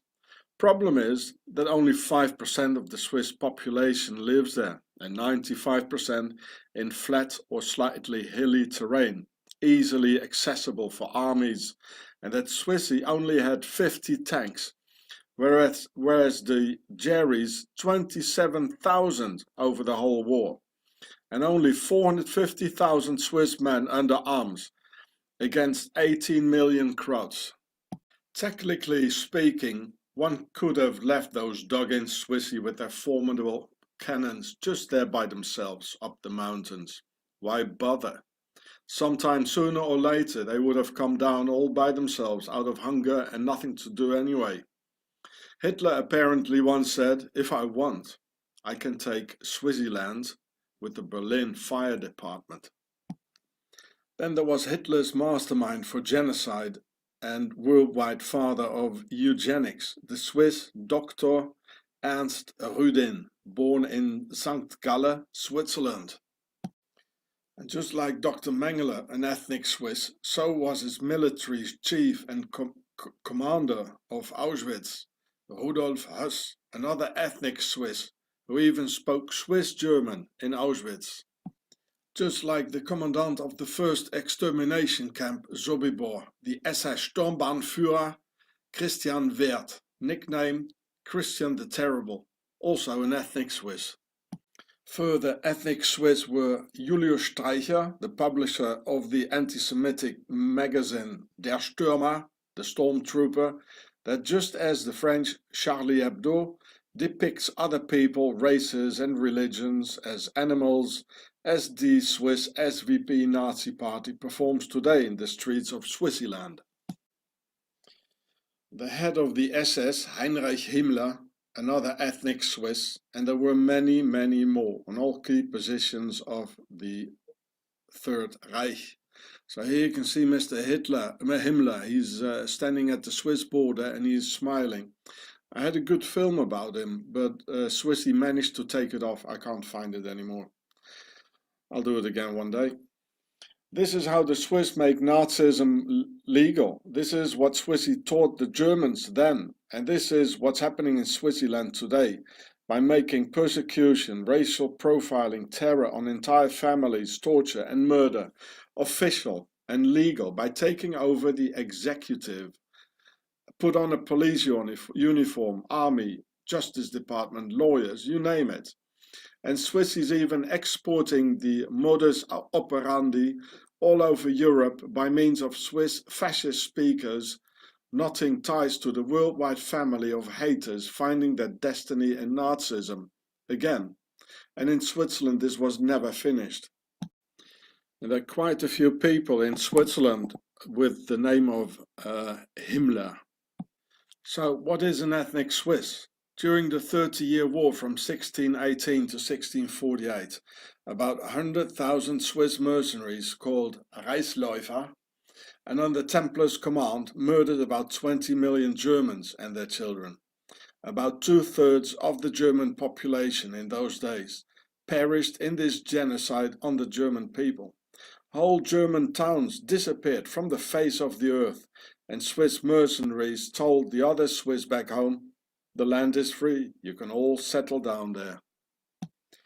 In the south of Germany, in Baden-Württemberg, big parts of Bavaria, Vorarlberg in Austria, Alsace in France, and northern Italy are all what is called ethnic Swiss, those who replaced the indigenous local population of this area because of the 30-year war, and whereas being spoken now an Alemannic dialect like in Switzerland. These in fact are ethnic Swiss, from where most of the Nazi leaders, Nazi elite and Nazi war criminals came from. They were all ethnic Swiss or even born in Switzerland, the motherland itself. And in the still Gallo-Roman, now French Alsace, the Swiss mercenaries massacred 95% of the indigenous population. That's why the word Alsace etymologically from Al-Suisse, all Swiss. Thus the reason that Alsatians neither like the Germans nor the French because they are Swiss. So this is that French part, it's called Alsace. They're all Swiss and they speak Swiss and they think Swiss. Because of the former mentioned reasons, these regions close to Switzerland are the richest in Germany, France, Austria and Italy. In 2014, articles were published in big European newspapers that Switzerland actually wanted to form a great Swiss empire, with southern Germany, West Austria, Alsace and northern Italy to reunite all the ethnic Swiss back into the Reich. Under one roof, the Empire of Great Switzerland. Throughout history, this has well functioned as a buffer zone around Switzerland to better protect the motherland and central base. The Shoah, Holocaust and the Second World War have been organized and executed 100% by the Swiss. By the way, I also lost my grandfather in 1942 because of the Nazis. He was an officer in the Royal Navy, something to do with intelligence, which they call naval intelligence nowadays. And I'm not Jewish at all. So here you can see them standing together again, with the Swiss cross, the Swiss soldier with the Swiss helmet, and here the German soldier with their symbol there. They're just chatting together, pausing for a picture together. And as the French, I did 3 complaints in France against the state of Switzerland. I never even got a reply. So I would like to make a complaint in the US Court of Justice against the Swiss state for 50 million-fold murder, premeditated, for the Holocaust and for planning the Second World War, plus 2 genocides on the German people, one during the 30-year war and one during World War II. A complaint for all the Swiss crimes against humanity and the already mentioned crimes against me and my family, shown in this YouTube film, The Swiss Beast, the devil's own base. In the book of Revelation from the Bible, it says the beast had 7 heads and 10 horns. Well, Switzerland is the only state in the world with 7 heads, whom they call the 7 federal councillors, who additionally share 10 ministry amongst each other, the 10 horns, on which they take us on, metaphysically seen. So 7 is also the holy number of the pyramid, as in the square and compass. and all nations on earth have traded with this whore of Babylon called the Sisters of Isis, Suisse. All nations have traded with the Swiss Templar banks, the first in the world, out of whom all the world's banks come from. Bergdorf in Switzerland is without any doubt the cradle of modern Nazism, and up to the New Age the center of world Nazism, because in the 18th century the Duke Hadwig von Hund-Radowski lived there, another one of those pharaonic aristocrats, and he really was a great source of inspiration for the young Hitler through his books and magazines, who helped forming Hitler's attitude from a very early age on, that it would be a lot better to eradicate all the Jews from the planet once and for all. And always it all comes out of Switzerland, even up to the terrorist attacks of Paris, Nice and Berlin in 2015 and 2016. When the Swiss fascist mafia kidnapped me in 2015 against a ransom of 20,000 Swiss francs because of my historical documentaries like Auschwitz Made in Switzerland and other about the Swiss responsibility concerning the Shoah and the Second World War, Octagon held me hostage in the torture detention center of Bergdorf, and also the cradle of modern fascism by the Duke Hadwig von Hund-Radowski. As in the cell next to me, there was this Swiss neo-Nazi from Bergdorf itself, with a very light sentence of just a couple of months because of his committed bomb attacks with explosives on asylum seeker centers, as there were also immigrants on the same ward with very heavy sentences of several years because of nothing at all. The Swiss neo-Nazi had tattoos over his entire body with charming slogans like 6 millions are not enough, making it clear to me he had read the works of the Duke from Bergdorf, from his hometown. He had an enormous tattoo of a swastika over his entire face. I can still see the enormous swastika deforming under the grim expression he pulled when I said to him, "Now, with all those tattoos, you've turned into a colored man, mate." And as Swissies are as cold as reptilians, I couldn't really see if he valued my British sense of humor, or maybe not that much. There were also prison guards with some Nazi-style tattoos of their typical typography letter style in their necks, who always behaved in a good mood like old pals with the tattooed neo-Nazi prisoner, whereas towards us immigrants and foreigners being full of Swiss hatred in this Bergdorf Nazi center prison. One should distinguish two types of Nazism, the poor man's Nazism and Nazism by the rich, which seems to be a paradox, and they are in fact two totally different things. Nazism of the poor is very visible and very loud, with the right hand that wants to go up all the time, skinhead like a pharaoh, whereas real Germanic should in fact be long-haired. The tribal Nazism show their hatred at any suitable, mostly unsuitable occasion, not really gifted with too large intelligence in the style of their supposedly superiority, and mostly out of the working class and forced to live next door to those immigrants out of the category less desired neighbors. This model in fact is rather rare in Switzerland, the land per definition Nazism for the rich, Swiss banks and Swiss industrialists, acting secretly, invisible and highly organized.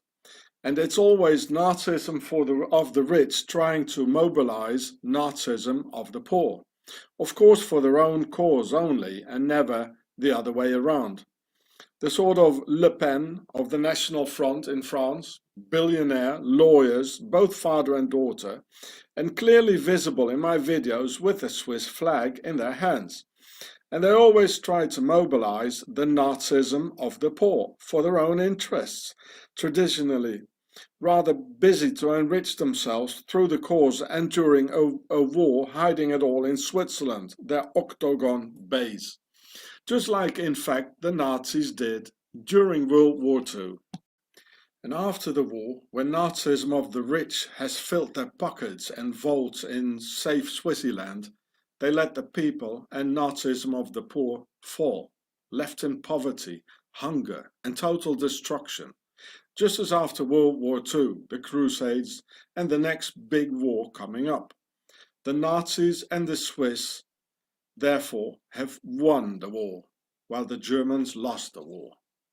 By the end of the war in 1945, in Hotel Maison Rouge, or Red House Hotel, which you can see here, at the Kléber Square in Strasbourg, France, a French secret agent of the Second Bureau, le Deuxième Bureau, furnished the last official witness account on the elusive Octagon ever since.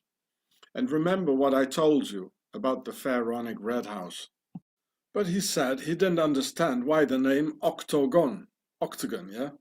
I do know why, and will reveal that to you here. If you draw a line around a Swiss cross or a Templar's cross, you get 8 lines forming an octagon. When being an archaeologist or historian like myself, you know that the Knights Templars almost always built their temples, chapels, churches and castles in an octagonal form. And that's exactly the reason that Hitler's eagle's nest, now called Kehlsteinhaus, of the Führer, or leader of the Nazi Templars, was built in an octagonal form for the very same reasons. So, because of these Nazis of the elite, this is why the Swiss Nazism of the rich have sentenced the young, tattooed neo-Nazi to a very light prison sentence, because within the elapse of a very overseeable future, his questionable qualities could become effectively useful. Until that moment of glory, he will be incarcerated for a very short time, together locked in close proximity with those immigrants whom he favors so very much, so as to say, increase his qualities in service of the Nazism of the rich. It is therefore because of this all that there were every time false flag terrorist attacks in France, just before some important elections and even before the 2017 presidential elections, to steer the public opinion towards Le Pen for president, like the terrorist attacks in Paris on Friday the 13th, 2015, and those earlier that year against Charlie Hebdo. Every single time just before some political elections in France. Not even the bodies of those so-called Arabic attackers they were able to show us. On the contrary, instead of that, serious witnesses in very big English-speaking newspapers, as here in the Mirror of November 14th, 2015, who saw white men with blue eyes. Well, the thing with the blue eyes, actually, they took it out of the article. They were looking very muscular, Navy SEAL-like, and moved very military trained and in disciplined manners. Here it says the shooter was white. There were white men, like Navy SEALs. And before, it definitely said he had blue eyes, but they took that out. So here's some more of that witness account. You know, they're just cool after the shooting. They killed a lot of people. They look like soldiers or military, you know, mercenaries. And very muscular. Well, read it yourself. Well, this is Octagon, no doubt. There were also witness accounts in the media seeing a second group of men who just stood there with their Kalashnikovs after the attack, apparently not knowing anymore what to do, mission accomplished, and nothing more in the hard disk. And exactly like this it was. There were 2 groups of men. One group of military drilled men from Octagon, who had put the second group in place. The second group consisted of brainwashed Arab pity criminals, and when the program by the CIA MK-Ultra had ended, they just stood there without knowing what to do next, nor how they got there. It was so in Paris and even more obvious in Nice on July 14, 2016, when the Arab lorry driver was just senselessly sitting in the driver's cabin when the surrounded police just executed the absent-spirited man in order to do away all possible evidence, in spite of the obvious fact that the terrorist caught alive would be worth a substantial lot more. I was in Nice that day and saw a huge police exercise with at least 20 huge police vans before the attack. And this practice has been witnessed just before all the terrorist attacks we had since 9/11.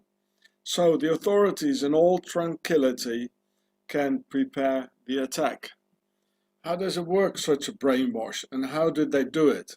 It started in 1951 when the Swiss poisoned the entire French town of Pont-Saint-Esprit with LSD in the flour for the local bakeries to convince the CIA that LSD is a good thing to use for the MK Ultra Monarch brain control program.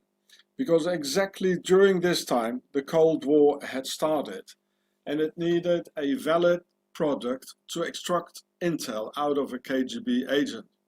The Swiss and the biggest chemical plants in the world, now Novartis, the biggest chemical company in the world, had invested a lot of time and money to develop their product called LSD by Albert Hofmann, just a few years before in 1949, and couldn't find a market for it.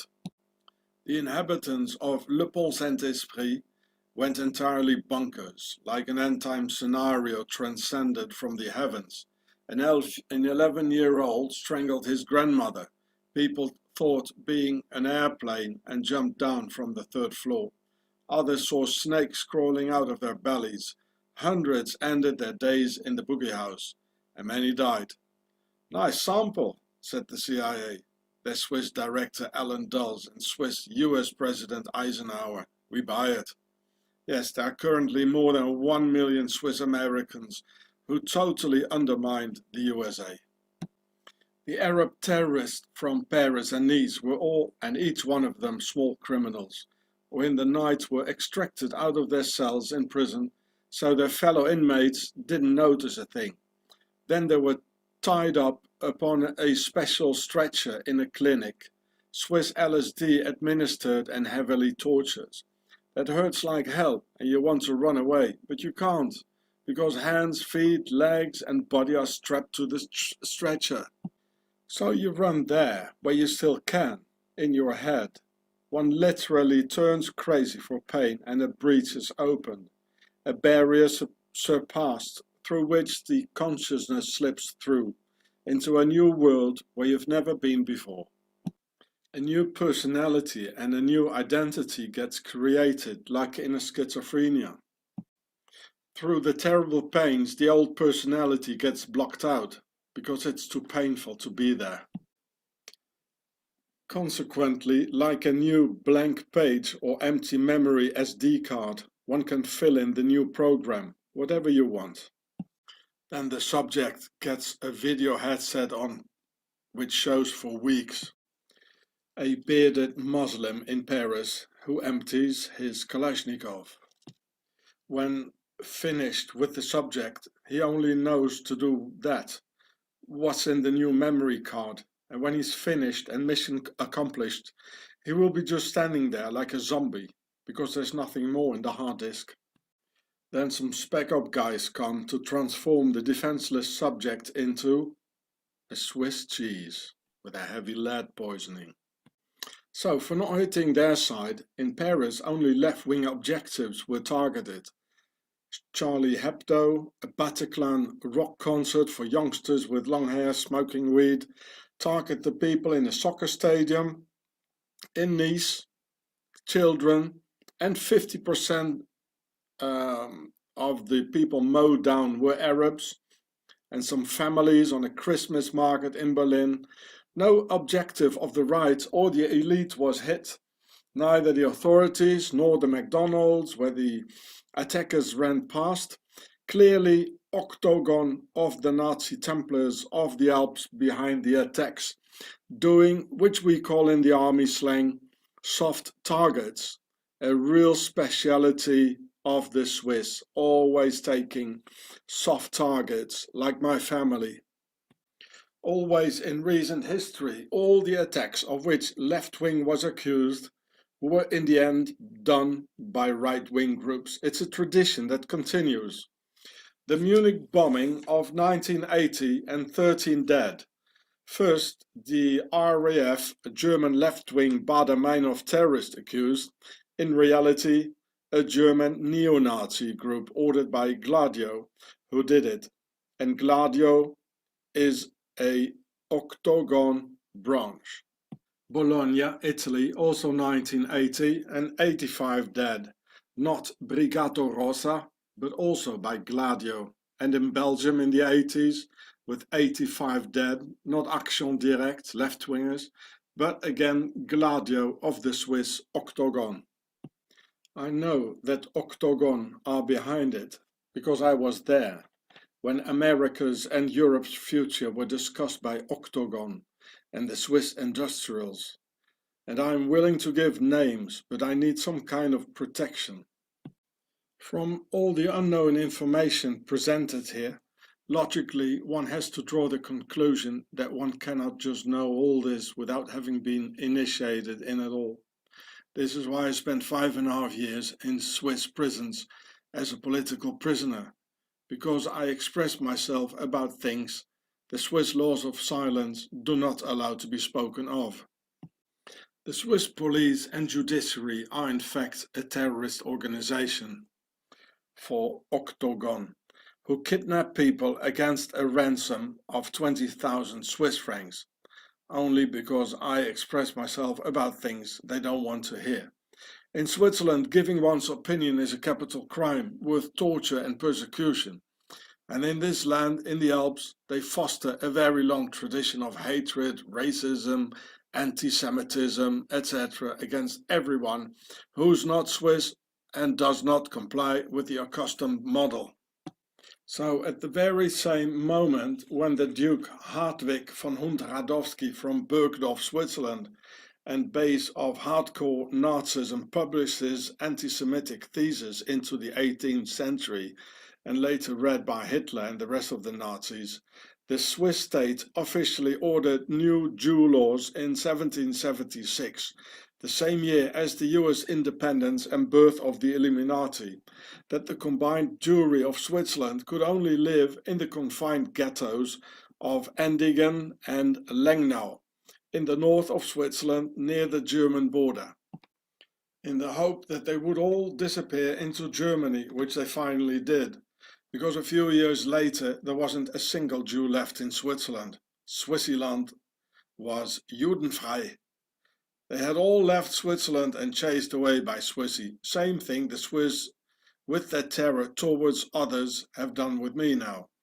And it goes on, this 1,000-year Swiss tradition against everything what's different, with Muslims as today's Jews, the anti-Islam concentration camps ready for use. Already in the Middle Ages in Switzerland, the Swiss state had already forced the Jews to always have a yellow circle sewn onto the jacket, together worn with the so-called Jew hat, a long yellow hat and prefixed form, almost like the typical sorcerer's hat.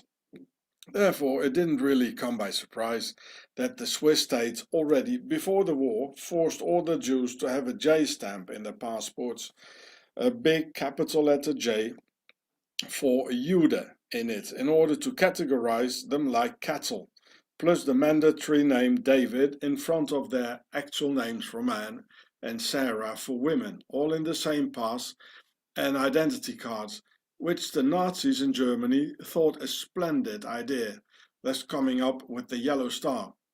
And in fact, Solomon's seal, a Jewish king of Pharaoh's descent, also called David's star, who also was a king.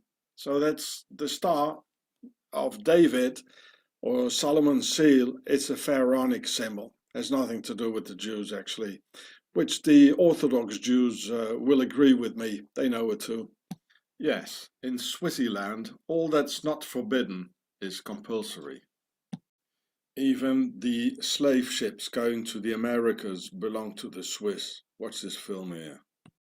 The KKK, Ku Klux Klan, was founded by the Swiss and has a logo of a white cross on a red underground, the flag of Switzerland. And officially the KKK is the official slogan of the Swiss parliament for consensus, compromise, concordance, all written with a K in German, meaning we in Switzerland don't make any compromises, no consensuses and no concordances. The Lockerbie bombing was orchestrated by the Swiss and their Mabo company of Zurich. See this film. And the terrorist attack of Tunisia in 2015 were provoked by the Swiss fascist police of Zurich. The proofs of all that are in my English videos about that. Octagon's Swiss Grey Eminence François Genoux was a personal friend of Adolf Hitler and of Amin al-Husseini, the Mufti of Jerusalem, the uncle of Yasser Arafat, the PLO leader, and leader of 2 Muslim SS divisions. He was a general in the Nazi army, and they were the largest SS divisions in the Third Reich, who, with the help of Hitler and the Swiss, waged a real jihad in the Balkans, in Europe, against Serbs, Jews and Gypsies, murdering about 400,000 men, women and children, most of all in the terrible camp of Jasenovac, where the river next to it turned literally red because of the spilled blood in it, the blood of jihad in Europe, enabled by the Nazi Templars, who had an alliance with Saladin. Remember? An alliance with Saladin. Talking about death camps, the Swiss had even death camps in the US, murdering and torturing many Americans just 200 years ago, done so by Swiss captain Heinrich Wirz, who changed his name into Henry and who was a doctor, just like the Swiss sadist and Swiss Nazi Minister of Health in the Third Reich. After the war, the Swiss Genoux found a lawyer for Klaus Barbie, the butcher of Lyon, who was even taken into the US with the paperclip operation. And he found a lawyer for Adolf Eichmann and many other Nazi war criminals.